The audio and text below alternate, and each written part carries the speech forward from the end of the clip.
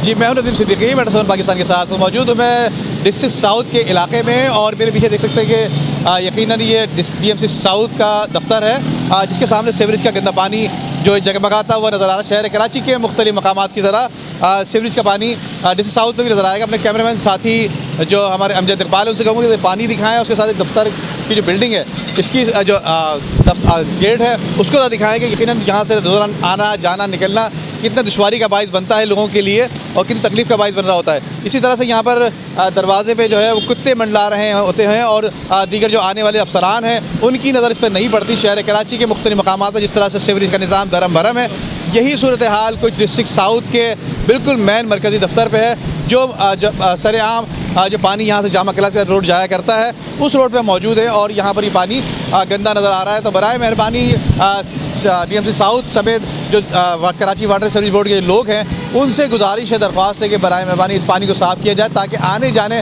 अपने घर को तो साफ़ कर लें, ताकि शहर कराची को अगर साफ़ नहीं कर रहे हैं तो कम से कम जो अपना दर है जो घर है उसको तो बराए मेहरबानी साफ़ कर लें ताकि कुछ जो है बेहतरी आ सके। जी,